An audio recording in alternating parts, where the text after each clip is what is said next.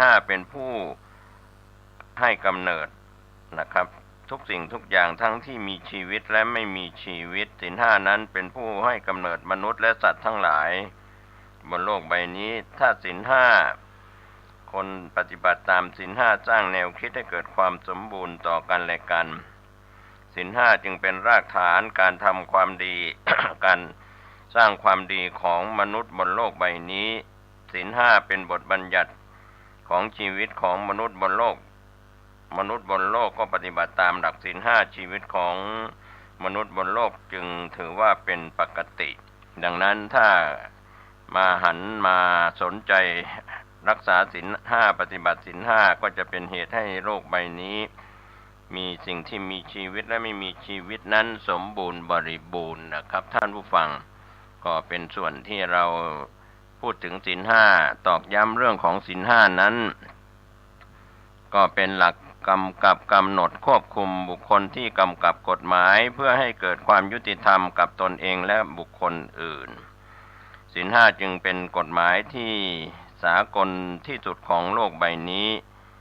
ศีลห้าเป็นกฎหมายหลักของโลกศีลห้าเป็นกฎหมายที่เปลี่ยนแปลงไม่ได้และไม่สามารถเปลี่ยนแปลงศีลห้าเป็นกฎหมายการปกครองของมนุษย์และเทวดาทั้งหลายศีลห้าเป็นการถือกำเนิดของโลกโดยเฉพาะศีลข้อที่หนึ่งศีลห้าเป็นผู้กำเนิดสิ่งมีชีวิตและไม่มีชีวิตโดยเฉพาะศีลข้อที่หนึ่งไม่ฆ่าสัตว์ศีลห้าเป็นการพัฒนาการเปลี่ยนแปลงไปสู่ความดีงามศีลห้าเป็นกฎเป็นข้อบังคับของมนุษย์ที่มนุษย์บนโลกใบนี้ต้องปฏิบัติศีลห้าเป็นหลักการที่สำคัญของการปกครองตนเองศีลห้าเป็นหลักการจัดระเบียบประชากรของโลกศีลห้าเป็นหลักการจัดการบริหารทรัพยากรของมนุษย์บนโลกใบนี้ศีลห้า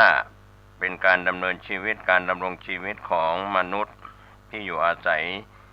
ทุกชนชั้นทุกวรรณะศีลห้านั้นเป็นหลักการสร้างสันติสุขสร้างความสงบกับมวลมนุษย์นะครับศีลห้าสร้างความปรองดองสร้างสันติสุข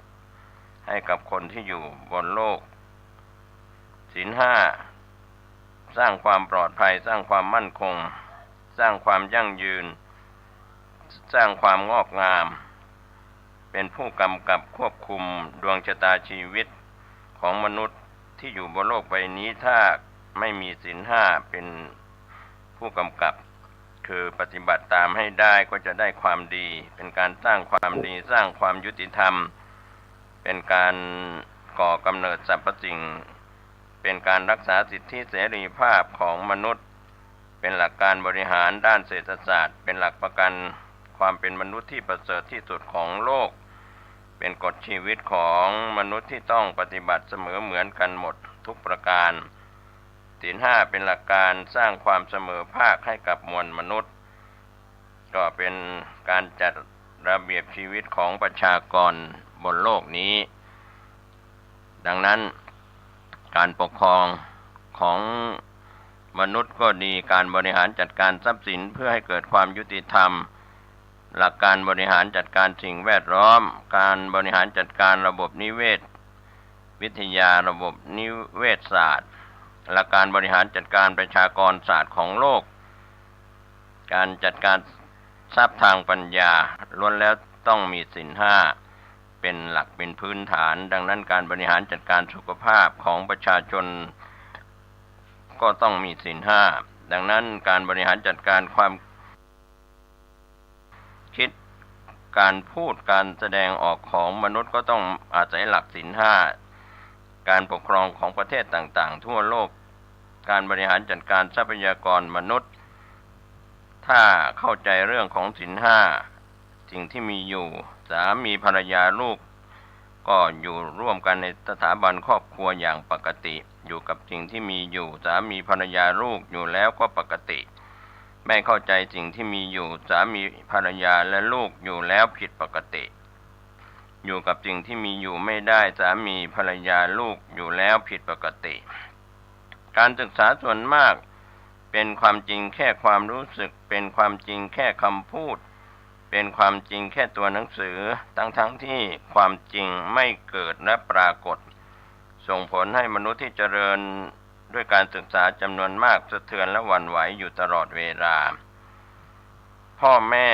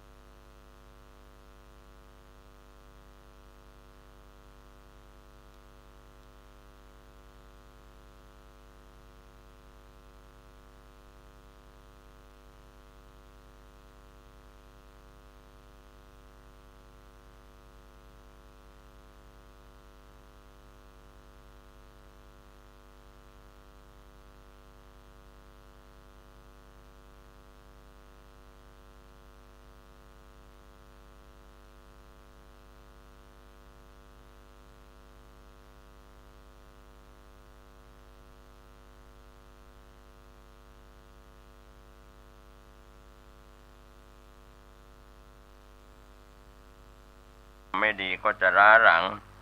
ทำกรรมดีก็จะอายุยืนทำกรรมไม่ดีก็จะอายุสั้นดังนี้เราก็พูดกันสั้นๆทำความเข้าใจกันง่ายๆก็จะเห็นผลนะครับว่ากรรมดีก็จะทำให้เรามีทรัพย์กรรมไม่ดีก็จะทำให้เราเสียทรัพย์ถ้าเรามีกรรมดีหากินก็คล่องมีกรรมไม่ดีหากินก็ยากลำบากเรามีกรรมดีก็จะมีปัญญาเรามีกรรมไม่ดีก็มีปัญหาเรามีกรรมดีก็เดินถูกทางเรามีกรรมไม่ดีก็เดินหลงทางเรามีกรรมดีก็จะสว่างไสวรุ่งโรจน์โชติช่วงชัชวาลเรามีกรรมไม่ดีก็จะมืดมิดอนทการเรียกว่ามืดมนอนทการเมื่อเรามีกรรมดีเป็นทางเดินกรรมไม่ดีไม่มีทางที่จะเดินดังนั้นคนที่สร้างกรรมดีก็จะเพิ่มรายได้คนมีกรรมไม่ดีก็เพิ่มรายจ่ายคนมีกรรมดีก็จะลดปัญหาคนมีกรรมไม่ดีก็จะเพิ่มปัญหาคนมีกรรมดีก็จะลดขั้นตอนคนมีกรรมไม่ดีก็จะเพิ่มขั้นตอนคนมีกรรมดีก็เป็นไปตามเป้าหมายตามวัตถุประสงค์คนมีกรรมไม่ดีไม่เป็นไปตามวัตถุประสงค์ที่ตั้งเป้าหมายไว้ดังนั้นพูดถึงกรรมดีคนมีกรรมดีก็จะงดงามมั่นคงคนที่มีกรรมไม่ดีสร้างกรรมไม่ดีก็จะอ่อนแอหวั่นไหวได้นะครับท่านผู้ฟังก็ขอให้เราสร้างกรรมดีก็จะเป็นมนุษย์ที่เป็นคนดีถ้าเราสร้างกรรมไม่ดีที่เป็นกรรมชั่วร้ายก็จะทำลายความเป็นมนุษย์ที่ดีของเราไปขอให้เราสร้างกรรมดีก็จะรักษาทรัพย์ได้ง่ายแต่ถ้าเราสร้างกรรมไม่ดีก็รักษาทรัพย์ได้ยากขอให้เราทำความดีก็จะหาทรัพย์ได้ง่ายถ้าเราทำกรรมไม่ดีกรรมที่ผิดต่อศีลธรรมกฎหมายก็จะหาทรัพย์ได้ยากดังนั้นกรรมดีก็จะยั่งยืนกรรมไม่ดีก็ไม่ยั่งยืนพูดถึงเรื่องการกระทำที่ดีก็จะโดดเด่นสง่างามการกระทำที่ไม่ดีผิดต่อศีลธรรมกฎหมายก็จะเศร้าหมองการทำกรรมดีจะสะอาดขาวสว่างการกระทำไม่ดีผิดต่อศีลธรรมต่อกฎหมายก็จะมืดมนเศร้าหมองขอให้เราสร้างกรรมดีก็จะมีสิทธิโดยชอบธรรมขอให้เราละกรรมไม่ดีถ้าเรายังทำกรรมไม่ดีก็มีสิทธิไม่ชอบธรรมก็พูดกันอยู่ระหว่างดีกับไม่ดีก็จะเห็นได้ว่ากรรมดีนั้นมีธรรมกรรมไม่ดีไม่มีธรรมะกรรมดีนั้นจะทำให้จิตใจใสขาวสะอาดคนที่มีกรรมไม่ดีจิตใจก็จะมืดมนเศร้าหมองคนที่สร้างกรรมดีก็จะหน้ามีราศีสว่างไสวคนที่สร้างกรรมไม่ดีก็จะมีหน้าหม่นหมองหน้าย่นหน้ายานเศร้าหมองไม่มีราศีขอให้เราสร้างกรรมดีก็จะมีพลังสร้างสรรค์ขอให้เราถ้าเราทำกรรมไม่ดีก็จะมีพลังทำลายขอให้เราสร้างกรรมดีก็จะมีพลังทำลายความชั่วเราสร้างกรรมไม่ดีก็จะมีพลังทำลายความดีดังนั้นคนที่สร้างความดีจะสะดวกสบายรวดเร็วคนที่สร้างกรรมชั่วไม่ดีก็จะอึดอัดชักช้าเสียเวลาคนที่สร้างกรรมดีก็คิดก็ง่ายทำงานก็สะดวกคนที่ทำกรรมไม่ดีคิดไม่ออกทำงานได้ยากคนที่สร้างกรรมดีแม่นยำชัดเจนมั่นคงคนที่ทำกรรมไม่ดีก็จะผิดพลาดจะขาดทุนคนที่ทำกรรมดีก็จะมีแต่ได้ไม่มีเสียคนที่ทำกรรมไม่ดีมีแต่เสียไม่มีได้ดังนั้นก็เห็นชัดๆกันอยู่ที่เป็นรูปธรรมนามธรรมว่าถ้าเราทำกรรมดีก็จะเกิดความปลอดภัยมั่นคงแต่ถ้าเราทำกรรมไม่ดีทำแล้วจะทำลายสิ่งแวดล้อมและความรู้สึกของบุคคลอื่นนะครับก็ดังนั้นขอให้เราผู้มีปัญญาบารมีสร้างกรรมดีก็จะเพิ่มผลผลิตถ้าเราทำกรรมไม่ดีผลผลิตไม่มีคุณภาพทำกรรมดีสร้างรายได้สร้างความสุขทำกรรมดีจะชำระล้างความชั่วร้ายให้หมดจดใสสะอาดถ้าทำกรรมไม่ดี ความเศร้าหมองก็จะครอบงำจิตใจมืดมนหม่นหมองจิตใจก็ตกต่ำแต่ถ้าเราทำกรรมดีเกิดความงอกงามงดงามทุกฤดูกาลแต่ถ้าเราทำกรรมไม่ดีความแห้งแล้งก็จะมีทุกฤดูกาลขอให้เราสร้างกรรมดีกันเถิดก็จะเพิ่มรายได้เสริมรายได้ดังนั้นกรรมไม่ดีจะหยุดยั้งการสร้างความดีแต่ในทางตรงกันข้ามเราทำความดีก็จะมีพลังต่อสู้กับความไม่ดีกรรมไม่ดีที่เราทำก็จะทำร้ายจิตใจให้อ่อนแอไม่เข้มแข็งส่วนกรรมดีนั้นจะสร้างความเข้มแข็งให้กับจิตใจการสร้างกรรมไม่ดีก็จะปิดกั้นขวางกั้นความดีงามมิให้เกิดขึ้นกับตัวเราและคนในสังคมดังนั้นคนที่ทำความดีก็จะเปิดหูเปิดตาเปิดจิตใจเปิดปัญญาให้เกิดความงอกงามส่วนที่คนที่สร้างกรรมไม่ดีก็จะปิดหูปิดตาปิดใจปิดความรู้สึกนึกคิดปิดปัญญาให้ความชั่วครอบงำจิตใจคำว่าคนที่สร้างความดีมีกรรมดีจะขยายผลของความดีให้เกิดความงอกงามกับจิตใจของมนุษย์บนโลกใบนี้ส่วนคนที่สร้างกรรมไม่ดีสร้างความชั่วจะทำลายระบบสมาธิเวลาคิดเวลากระทำการใดๆก็ส่งผลให้เกิดความคิดที่ผิดพลาดได้ตลอดเวลาในทางตรงกันข้ามคนที่ทำกรรมดีอยู่เสมอๆก็จะรักษาส่งเสริมให้จิตใจนั้นมีสมาธิมั่นคงเวลาคิดกระทำการใดๆก็แม่นยำมั่นคงชัดเจนตลอดเวลาคนที่ทำกรรมไม่ดีก็จะหนักจะยากจะวุ่นวายจะเดือดร้อนคนที่สร้างกรรมดีก็จะรู้สึกเบาจะรู้สึกง่ายสะดวกสบายเย็นอกเย็นใจดังนั้นในทางพระพุทธศาสนาก็ไม่ได้เป็นศาสนาของผู้ที่นับถือพระพุทธศาสนาพระพุทธศาสนาเป็นศาสนาของคนที่ไม่มีศาสนาคนต่างศาสนามิได้เป็นศาสนาของผู้ที่นับถือพุทธศาสนาก็เป็นเรื่องที่เราจะต้องคิดให้ดีนะครับว่าพุทธศาสนามิได้เป็นศาสนาของผู้ที่นับถือพระพุทธศาสนาคนต่างศาสนาก็มานับถือพระพุทธศาสนาได้ก็คือคนที่ไม่มีศาสนาคนต่างศาสนามิได้เป็นศาสนาของผู้ที่นับถือพระพุทธศาสนาก็อย่าไปยึดไปติดไปเรียกว่าเป็นศาสนาของเราของเขาอะไรอย่างนี้ก็ทำให้เกิดการแบ่งแยกเรื่องของศาสนาต่างๆในโลกใครก็มีสิทธิ์ที่จะเปลี่ยนแปลงนับถือได้ตามความเชื่อตามความที่ตนเองจะยอมรับนับถือ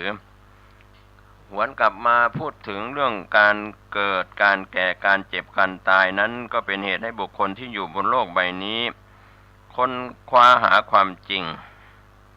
การเกิดแก่เจ็บตายนั้นเป็นปกติหรือเป็นธรรมชาติที่มีการเปลี่ยนแปลงตามกาลเวลาไม่ว่าจะเป็นอดีต